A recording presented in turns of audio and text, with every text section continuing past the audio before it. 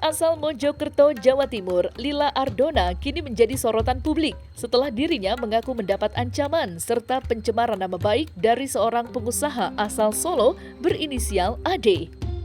Pemilik akun Instagram @lila_ardona itu menyatakan bahwa peristiwa ini tidak hanya berdampak pada reputasinya, tetapi juga menyebabkan kerugian material yang ditaksir mencapai 700 juta rupiah.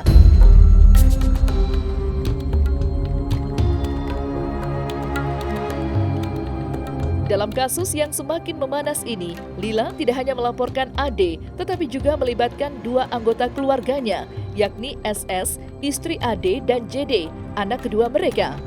Ketiganya dilaporkan ke pihak berwajib dengan dugaan tindak pencemaran nama baik dan ancaman yang berujung pada kerugian besar bagi Lila. Kuasa hukum Lila, Halim Darmawan dari firma hukum Halim dan Partner, menjelaskan bahwa permasalahan ini bermula ketika Ade berusaha menghubungi Lila melalui beberapa saluran komunikasi. Namun upayanya tidak mendapat respon. Kekecewaan Ade atas sikap tersebut diduga menjadi pemicu permasalahan yang kemudian diperparah dengan campur tangan dari SS dan JD.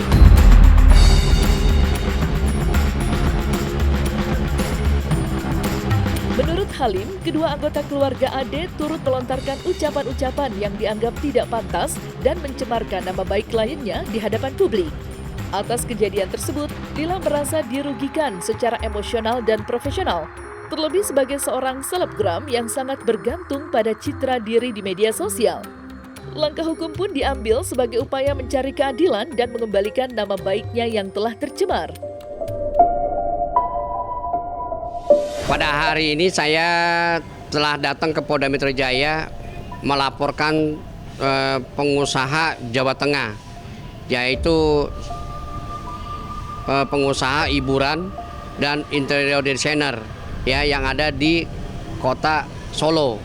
Nah, adalah pelaporan ini adalah mengenai Undang-Undang ITE ya. Nah, kita sudah laporkan karena beberapa chattingan dan juga beberapa dikirim ke beberapa temannya dan dengan kata-kata ancaman, dan kemudian bahwa itu juga ada foto-foto yang tidak jelas, yang perbuatannya itu artinya dia menyebar tentang kepribadiannya selebgram tersebut. Saya telah mensomasi, yaitu pertama adalah AD ya, kedua SS, ketiga JD.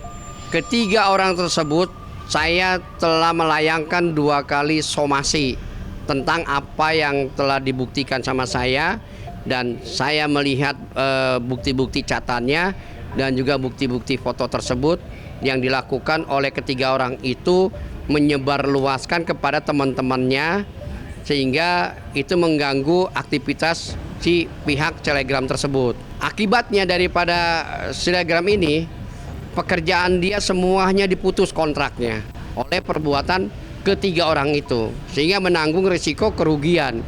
Nah, bukan itu saja, tetapi nama baik dia juga rusak juga di kalangan teman-teman maupun para vendor-vendor tersebut ya yang mengasih pekerjaan. Akhirnya mereka saat ini juga terpuruk.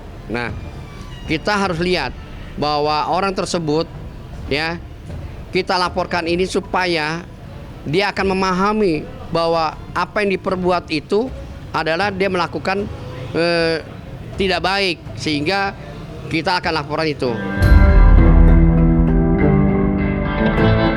Atas kejadian ini, kuasa hukum Lila Ardona, Halim Darmawan, menyatakan bahwa pihaknya telah menyerahkan berbagai bukti pendukung kepada pihak kepolisian untuk memperkuat laporan terhadap AD, SS, dan JD. Bukti-bukti tersebut meliputi rekaman percakapan, jejak digital, serta tangkapan layar berisi ujaran-ujaran tidak pantas yang dinilai mencemarkan nama baik kliennya. Selain itu, sejumlah saksi juga telah disiapkan untuk memberikan keterangan yang akan mendukung proses hukum selanjutnya. Halim menjelaskan bahwa bukti-bukti tersebut dinilai sangat relevan dan akan menjadi dasar kuat dalam pembuktian kasus ini di ranah hukum. Lebih lanjut, lanjut, Halim menuturkan bahwa kliennya, Lila Ardona, saat ini mengalami dampak psikologis yang cukup serius akibat tekanan mental yang ditimbulkan dari kasus ini. Gangguan psikis yang dialami Lila membuat kesehariannya terganggu, baik secara pribadi maupun profesional. Halim juga menyebut bahwa Lila kini kerap menjalani sesi terapi psikologis secara berkala untuk memulihkan kondisinya. Kita akan menyerahkan semua bukti-bukti, dan juga menyiapkan saksi-saksi. Nah, nanti akhirnya si pengusaha tersebut akan segera dilakukan pemanggilan. Nah, selebgram ini inisialnya apa Bang tadi? LA. Boleh disebut namanya? Ya, nanti di dalam BAP nantilah ya, supaya bisa melihat bahwa nanti kan berkelanjutan seperti apa nanti ceritanya. Kondisinya dia ini saat ini psikisnya kena.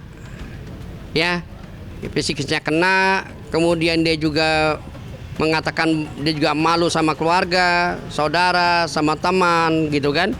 Yang biasanya dia tidak seperti itu, akhirnya dia murung. Nah, dia juga sudah beberapa kali datang ke tempat terapi ya, supaya dia ini mempunyai keseimbangan hidup, karena namanya hidup, makanya dia akan selalu dia ke dokter, ke psikiater ya. Nah, sampai ini sekarang dia masih dalam pemulihan seperti itu. Kita somasinya menginginkan bahwa si para pelaku tersebut meminta maaf ya secara pribadi dan mengganti kerugian terhadap kontrak-kontrak yang telah putus. Itu yang kita minta. Di dalam undang-undang IT itu ya, barang siapa yang menyebarkan tanpa izin, apalagi dia melakukan pengancaman tersebut, itulah niatnya merusak martabat dan harga diri orang lain. Nah, itu akhirnya dia bisa terjerat unsur-unsur tersebut ya. Ya, undang-undang tersebut IT ya cukup lumayan lah ya. Nanti kita lihat bagaimana bekerjanya penyidik, bagaimana dengan saksi, bagaimana dengan barang bukti. Terus juga nanti bagaimana si pihak telapor ketiganya tersebut memberikan keterangan, seperti itu.